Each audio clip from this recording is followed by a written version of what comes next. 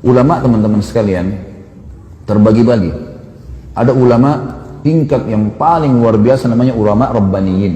Ulama rabbaniyin adalah ulama-ulama yang memang sampai pada level seorang alim ulama yang sesuai dengan sabda Nabi SAW, al-ulama warahatul anbiya, ulama pewarisnya para nabi. Mereka orang-orang yang selalu berinteraksi sama kitabullah. Mereka kita temukan selalu berinteraksi dengan hadis-hadis Nabi SAW. Selalu kalau penyampaiannya qala Allah, qala Rasul, tidak pernah dari pendapatnya sendiri. Dinukil Al-Quran dan Sunnah dari kisah para sahabat, dari para tabi'in. Dan ini yang banyak divonis di Indonesia dengan istilah Wahabi. Ini Wahabi nih. Apa itu Wahabi? Nggak ngerti. Pokoknya Wahabi suka kafirkan orang. Dari mana Wahabi kafirkan orang? Saya tidak pernah mendengar dengan telinga saya ini teman-teman sekalian. 7 tahun di Madinah ada guru kami mengatakan si fulan kafir, si fulan kafir. Nggak pernah saya dengar ini. Selalu kalau kita belajar fikih pun, Imam Syafi'i mengatakan begini dalilnya, Imam Ahmad mengatakan begini dalilnya, Imam Malik begini, Imam Abu Hanifah begini, dalilnya jelas. Dan tidak pernah mereka mengatakan, pilih pendapat ini ya. Dan tidak pernah satu kali pun demi Allah saya dengarkan ada kata, berkata Wahabi, nggak pernah. Dan yang mereka mengatakan Muhammad bin Abdul Wahhab yang membersihkan Jazirah Arab dari banyak sembahan-sembahan berhala, kalau kita baca bukunya, nggak pernah saya pelajari secara khusus itu di kelas, nggak pernah. Selalu kembali kepada buku-buku induk, buku hadisnya. Kita dari tingkat 1 sampai tingkat 4 kuliah belajar dari Sahih Bukhari sampai Sunan Abi Daud, Tirmidzi, Nasai dan seterusnya. Kemudian juga buku tafsir kita pelajari tafsir Ibnu Katsir. Buku-buku induk semuanya. Nggak ada sesuatu yang dianggap asing atau baru. Saya malah terbalik, sebelumnya tahun 89 saya pernah di Kairo. Saya waktu di Al-Azhar malah saya temukan di sana, dan saya yakin teman-teman kalau ada yang pernah kuliah di sana tahu masalah itu. Itu kalau lagi mau belajar fikih misalnya, maka ditanya siapa yang mazhab Syafi'i. Saya waktu itu sama sepupu saya angkat tangan. Silakan ke kelas sebelah, gurunya sendiri. Siapa yang mazhab Maliki? Angkat tangan. Mazhab Maliki banyak teman-teman dari Afrika. Angkat tangan. Kelas sebelah. Siapa yang mazhab Hanafi? Teman-teman dari Turki datang, pindah ke sana. Siapa yang mazhab Hambali? Oh, teman-teman dari Timur Tengah. Jadi saya ini tidak pernah tahu Imam Malik, Imam Abu Hanifah, Imam Ahmad bilang apa. Yang saya tahu adalah Syafi'iyah. Tidak ada yang tahu. Di Madinah beda sekali. Tentu saya tidak berbicara sekarang ya, saya bicara di masa saya. Mudah-mudahan sekarang jadi lebih baik. Kalau saya waktu sekolah di Mesir dulu itu saya duduk di kelas, di sebelah saya ada satu orang Komores ya, dari Afrika, sebelah saya lagi sepupu saya ya, dari Makassar, sama-sama dengan saya berangkat, anak paman saya. Satu kelas ini ada 47 orang, nggak pernah kami ketemu kecuali di waktu tertentu. Kadang-kadang cuma ada beberapa anak Turki datang atau beberapa anak Afrika lain datang, tapi saya nggak pernah kenal wajahnya. Begitu hari ujian baru kita kenal wajahnya nih, penuh, semuanya pada hadir. Saya tanya, siapa kamu? Saya fulan. Di kelas mana? Kelas ini. Loh, saya juga di kelas itu. Kok nggak pernah saya lihat? Dia bilang, kami cuma datang waktu ujian saja. Jadi sepanjang tahun itu kerjanya cuma duduk-duduk saja di situ, gitu kan. Pergi ke bioskop, pergi kemana-mana, hiburan. Karena Kairo sama dengan Jakarta. Kehidupan di sana ya kehidupan begitu, bebas kan. Beda sekali antara kondisi yang ada di Saudi dengan kondisi yang ada di negara-negara Islam yang lain. Dan kita perlu terima fakta teman-teman sekalian. Kalau Mekah tempat lahirnya Nabi SAW, wahyu turun di sana. 13 tahun fase dakwah di sana. 10 tahun penyempurnaan Al-Quran dan meninggalnya Nabi SAW, dan Nabi masih punya rumah sekarang bisa dilihat, ada masjidnya di Madinah. Kira-kira masuk akal nggak 2 kota ini dijadikan sesat oleh Allah? Secara akal nggak mungkin. Dan sampai sekarang saya bilang tadi, lebih baik secara rasional dipraktikin di lapangan, datangi halaqah-halaqah ulama itu dan dengarin dengan hati yang tenang, dengarin apa yang mereka sampaikan. Baru kemudian kita bisa menghakimi seseorang. Karena saya lihat ini di Indonesia banyak sekali isu sekarang Wahabi, momok yang menakutkan Wahabi. Saya sampai waktu mau pergi ke Madinah, saya ketakutan dengan istilah Wahabi. Karena ada beberapa teman-teman ayah saya mengatakan, hati-hati di sana, ambil ilmunya tapi jangan jadi Wahabi. Ini ambil ilmunya tapi jangan jadi Wahabi, bagaimana ceritanya? Kan saya lagi belajar di sana. Jadi setiap guru masuk saya lihat, ini Wahabi. Apa yang dia mau sampaikan nih? Saya waktu itu ketakutan sendiri. Setelah 6 bulan saya belajar, saya lihat selalu guru datang, qala Allah, qala Rasul. Allah berfirman, Rasulullah bersabda, dinukil dari Ibnu Abbas, dari Ibnu Umar, dari ini, kisah semua yang berhubungan dengan para sahabat, para tabi'in, generasi emas, imam yang 4 yang terkenal madhabnya. Karena sesuatu yang baru. Dan setiap kali guru-guru keluar habis meneraskan sebuah materi, pasti saya rasa iman saya bertambah. Terus apa nih masalahnya? Kalau ini yang selama yang divonis sebagai Wahabi, ini berarti keliru nih. Ada sesuatu nih. Setelah saya telusurin, ternyata istilahnya keluar dari mulutnya orang-orang Syiah. Sengaja mereka memvonis itu supaya yang paling banyak membongkar kedok mereka, yang mereka mengatakan Quran kurang, mereka mengatakan bahwasanya sahabat kafir. Ini adalah orang-orang yang ada di tempat lahirnya Nabi SAW dan tempat meninggalnya Nabi SAW. Pernahkah kita lihat teman-teman sekalian, pemerintahan Saudi sekarang merusak Masjid Haram dan Masjid Nabawi? Atau mungkin tidak mengurus rumah Nabi SAW, tidak mengurus Masjid Nabi? Terbalik, malah diurus, dirawat. Jemaah haji kalau masuk merasa tentram di sana, ibadah. Tentu saja pemerintahan semua punya kekurangan. Ingat teman-teman sekalian, tolok ukur kehidupan adalah masa hidupnya Nabi SAW di Madinah.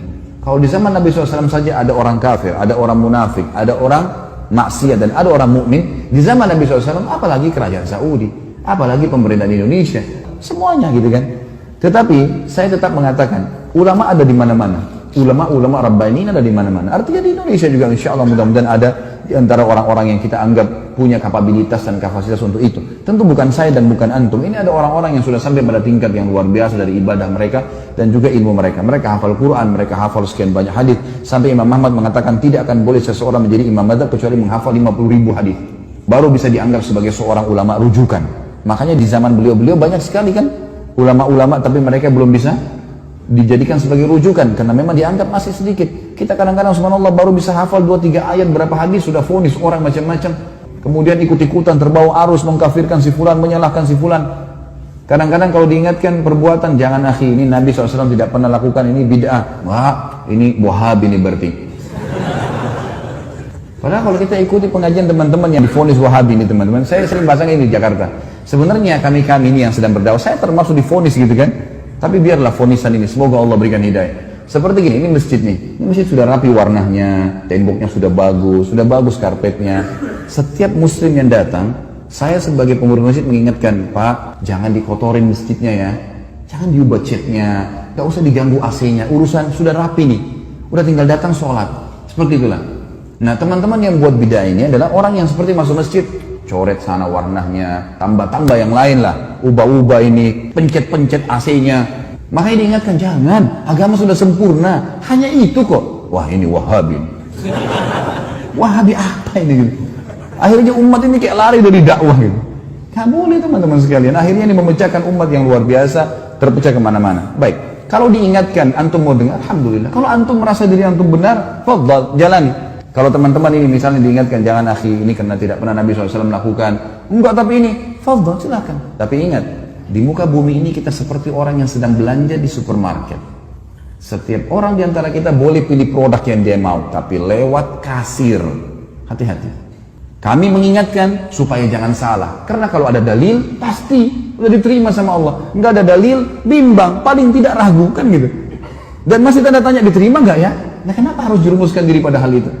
Orang yang masuk pada perbuatan teman-teman yang minimal syubhat, apa kata Nabi SAW? Halal jelas, haram jelas. Di antaranya ada hal yang samar-samar. Siapa yang menyelamatkan dirinya dari hal samar-samar, dia telah menyelamatkan kehormatan dirinya dan agamanya. Dan siapa yang menjerumuskan dirinya pada hal yang syubhat, dia telah menjerumuskan dirinya pada yang haram. Seperti pengembala domba yang bawa domba-dombanya di ladang rumput, yang rumputnya lebih tinggi dari dombanya, sehingga dia tidak tahu domba mana yang dicuri ada serigala. Berarti dalam Islam cuma ada halal, ada haram. Syubhat pun masuk di sini. Ragu pun nggak ada dalilnya atau mungkin lemah. Ya sudahlah, gitu.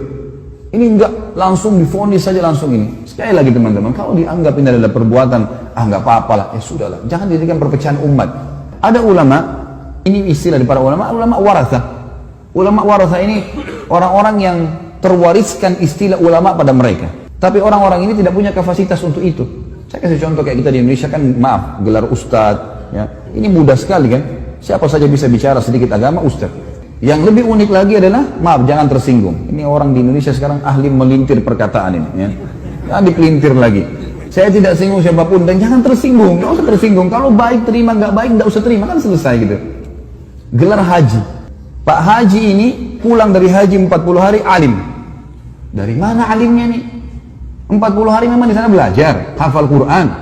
Kalau kita lihat jemaah haji kita datang ke sana, tinggal di hotel, pergi sholat di masjid, dan kebanyakan nongkrong depan hotel, masih banyak merokok di situ, ngobrol-ngobrol. Pulang tiba-tiba jadi alim, dari mana ini disulap nih?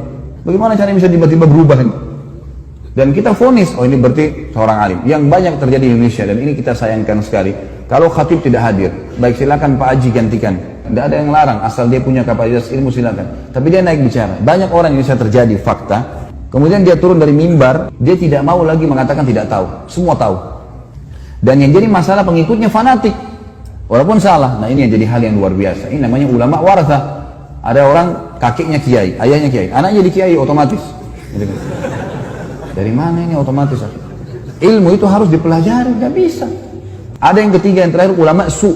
Dan ini Nabi SAW sebutkan, akan datang nanti satu zaman di mana umatku dipimpin oleh ulama su, ulama yang buruk. Kok ada ulama buruk, apa maksudnya?